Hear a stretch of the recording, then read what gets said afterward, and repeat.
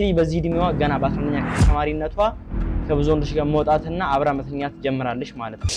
ብዙ የማያውቁ ሰዎች ሲገናኙ ያወቁ ይመስላቸዋል ምናምን የሚል ከዛ ዶክተሩ እያዘነ በቀዘቀዘ ድምጽ የሁለት ወር ነፍሰ ጡር እንደሆነ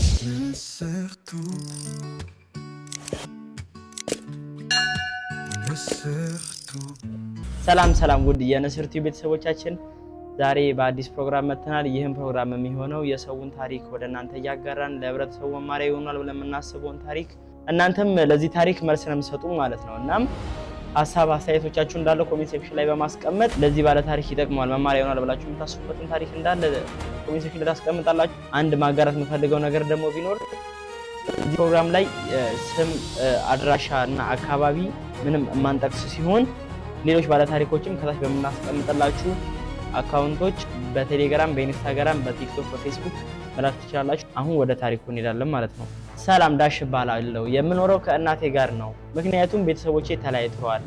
የ11ኛ ክፍል ተማሪ ነኝ እና በጣም ብዙ ጓደኞች አሉኝ። ያሉኝ ጓደኞች እንዳለ ግን አጉል በሚባል ዘመናዊነት ሰበብ ከስነ ምግባር የወጡ ልጆች ነበሩ። አንድ ቤተክርስቲያን ልጅ የሆነች ጓደኛ ነበረችኝ። ግን በሌሎች ልጆች ምንም የማታውቅ ሞኝ ተደርጋ ነው የምትቆጠረው። እኔ ግን ደስ ትለኛለች። ጊዜው የእሳትነት ነበርና እኔም ወደ እነርሱ ህብረት ተቀላቀልኩ። በአንዴ አይደለም ቀስ በቀስ ጀመርኩ። የአካሌ ልደት፣ ምርቃት እያልኩኝ በየመዝናኛ ቤቱ መጠጣትና መጨፈር ጀመርኩ። እናቴም የዘመናዊነቱ ደጋፊ ነች መሰለኝ አትቆጣጠረኝ። እኔም በዚህ ደስተኛ መሆን ጀመርኩ። እቺ ልጅ እናቷ ብዙም ስለማትቆጣጠራት እሷን የምደግፋት ወይም ደግሞ ይሄ ነገር በማድረጓ ደስ የሚላት ያክል እቺ ልጅ የተሰማት ያለው ማለት ነው።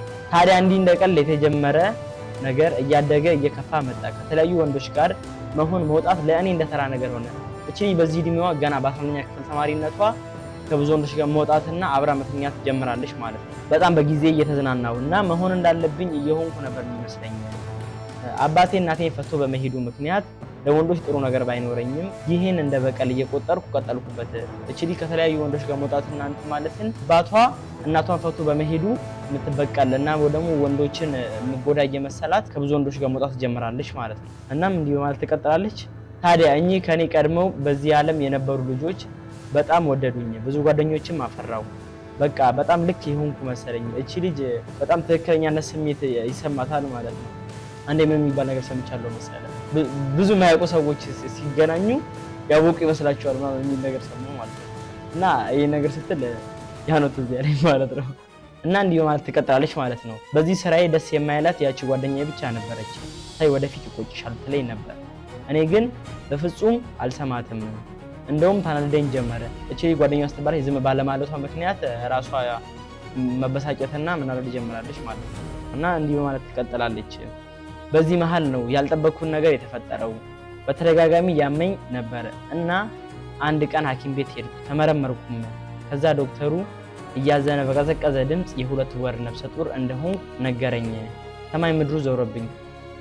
እንዴት እኔ ልጅ ትምህርቴስ ብቻ እንደ እብድ አደረገኝ። እቺ ልጅ በዚህ እድሜዋ በቃ የሁለት ወር ነፍሰ ጡር ሆናለች ማለት ነው። ገና 11ኛ ክፍል ተማሪ ብትሆንም ነፍሰ ጡር ሆናለች። እስቲ ወደ ታሪኩ እንቀጥል ማለት ነው። ከዚያም ከነዛ ጓደኞች አንዷን አማከርኳት። ይሄ እኮ ኖርማል ነው እና ሶሯል እና ታስቢ ያለችኝ። እናም መፍትሄ ያገኘው በማለት ደስ አለኝ። ግን ደግሞ ፈራው። ብሞትስ ብዬ ከራሴ ጋር በማውራት መጨነቅ ጀመርኩ አለች። ወዲያው ግን እንዲሆኜ ከምኖር ብሞት ይቀለኛል እያልኩ ከራሴ ጋር ብዙ ተከራከርኩ። በመጨረሻም ማስወረድ አለብኝ አልኩ። አስወረድኩትም። ላልሞት ዳንኩ። ያቺ ተይ ያለችኝ ጓደኛዬ ትዝ አለችኝ። አገኘኋት። ለዚህ መፍትሄ ወደ ቤተክርስቲያን መቅረብ ነው አለችኝ። አሰብኩበትና እኔም ጀመርኩ። እውነትም ግን ሰላም አገኘው አለች። ተመስገን። እቺ ጓደኛዋ ዞራ እሷ ጋር መምጣቷ ወደ ቤተክርስቲያን አስጠግታት ብዙ ሰላም እንድታገኝ አድርጋታለች ማለት ነው። እናም እንዲህ በማለት ታሪኳን ትቀጥላለች። ቢሆንም በአካባቢው መጥፎ ስም ወጥቶልኛል። ሰፈሩ ስለኔ ነው የሚያወራው። ጭራሽ በላበላ ቤተክርስቲያን ልታረክ እዛ ገባች አስመሳይ እያሉ መነጋገሪያ ያደርጉኛል። እናቴም ቀን ከሌሊት አዋርድሽኝ እያለች መሳደብ ልምዷ ሆኗል። ድሮ የሚያውቁኝ ወንዶች አላስቀምጣሉኝ። ጎሽ ያሉኝ ጓደኞቼ እንኳን በእኔ ፈረዱ።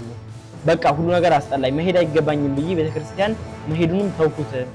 ትምህርቱም አስጠላኝ። እንዴት ከቤት ልውጣ? ወጥቼስ እንዴት ልማር? ምን ላድርግ ግራ ገባኝ እያለች ነው ማለት ነው። እቺ ልጅ ለዚህ ልጅ መፍትሄ ይሆናል ብላችሁ የምታስቡት ነገር እንዳለ ኮሜንት ሴክሽን ላይ አስቀምጡልን። ለዚህ ቻናል አዲስ ከሆናችሁ ሰብስክራይብ ማድረጋችሁን እንዳትረሱ። እንደዚህ አይነት ታሪክ አላችሁ ብላችሁ የምታስቧቸው ጓደኛ ኦር ዘመድ ምናምን ካላችሁ ለሁሉም ሼር ማድረጋችሁን እንዳትረሱ። አመሰግናለሁ፣ እወዳችኋለሁ እያልኩኝ በዚህ ሰናበታለሁ። በቀጣይ በሌላ ታሪክ እስክንገናኝ መልካም ጊዜ፣ መልካም ቀን።